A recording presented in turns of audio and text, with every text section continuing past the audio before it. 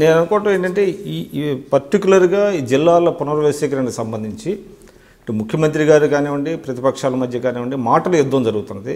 ఆ ప్రాసెస్లో ముఖ్యమంత్రి గారు కూడా చాలా తీవ్రమైన పదజాలంతో ప్రతిపక్షాలను కొంచెం మాట్లాడినట్టుగా ఉంటే, నిన్న మొన్న మనం చూసాం. ఉత్తమ్ కుమార్ రెడ్డి గారు కూడా మిమ్మల్ని కూడా నేను ఏకవచనంతో సంబోధించాల్సి వస్తుంది అనేటువంటి మాట కూడా మాట్లాడారు.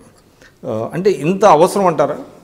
అంటే ఇప్పుడు ప్రతిపక్షాలు విమర్శలు చేయడం సహజం, దాన్ని మీరు రైట్ పర్స్పెక్టివ్లో తీసుకొని తప్పును సరిదిద్దుకోవాలి తప్ప మీరే ఎదురుదాడి చేసే పరిస్థితి వస్తే ఎట్లాగా? అంటే విమర్శ సద్విమర్శగా ఉండాలి, వాడే పదజాలం లేదా ఇది అమికబుల్గా ఉండాలి, అందరూ ఒప్పుకునే విధంగా ఉండాలి.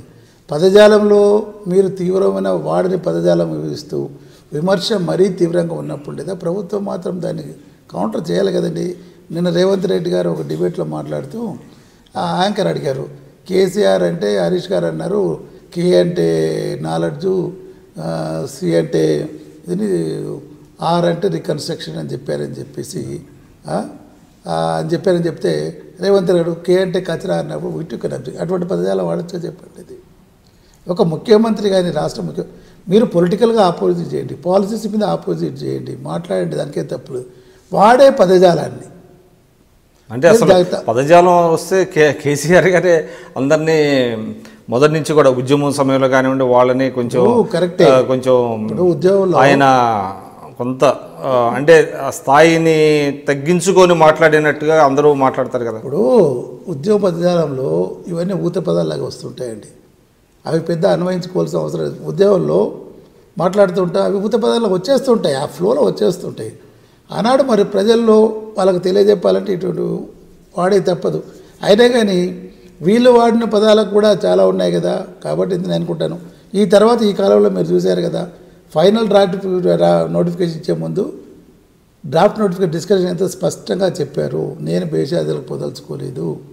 వెతకాల ఆయన పదజాలం కూడా చూస్తున్నారు, ఎక్కడ కూడా ఇటువంటి హార్ష్ పదాలు. ఉత్తమ్ కుమార్ రెడ్డి గారు వాళ్ళంతా మాట్లాడిన తర్వాతనే ఇవన్నీ మాట్లాడడం జరిగింది. అయితే వీటిని ఆ తర్వాత లేదా నేను బేషాదాలకు పోయిన వ్యక్తి ఆ మాట మీద నిలబడి ఎటువంటి బేషాదాలకు పోకుండా పార్టీలో ఎవరున్నారు ఎమ్మెల్యేలు అక్కడ ప్రతినిధి చూడకుండా ఈనాడు 4 జిల్లాలు కూడా చేయడం జరిగింది.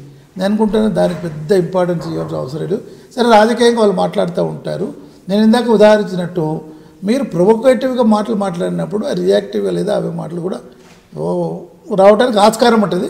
కాకపోతే ఏంటంటే మా నాయకుడు ముఖ్యమంత్రి గారు కాబట్టి మీరు అన్నట్టు లేదా ఏమి మరి ఆయన చూసిగా వాడుతూ ఉన్నారు. ఈ మధ్య చూశారు, మనం నిన్న మాట్లాడారు సిద్దిపేటలో, అక్కడెక్కడ కూడా ఎటువంటి పదజాలు ఇంత విమర్శలు చేస్తున్న ప్రతిపక్షాలని ఆయన ఎటువంటి ఒక చిన్న మాట కూడా అనలేదు. ప్రజా దీనికి అభిష్టంగా దానికి అనుగుణంగా చేశాం. ఈనాడు బంగారు తెలంగాణ నిర్మిద్దాం, వచ్చే 24 సంవత్సరాల అందరూ ఆర్థికవేత్త చెప్తున్నారు 5,000 కోట్ల బడ్జెట్ మన తెలంగాణ రాష్ట్ర బడ్జెట్ అవకాశం ఉంది, ఆ దిశగా మనం అందరూ ప్రయత్నం చేద్దాము అని అందరికీ కాలిచ్చాడు. కానీ ఒక టీఆర్ఎస్ పార్టీ వాళ్ళు మేము చేద్దాం అన్నట్టు కాకుండా ఈ తెలంగాణ ప్రజలందరూ కలిసి చేద్దామని చెప్పారు. కానీ ముఖ్యమంత్రి గారిని ఎవరు విమర్శించలేదు.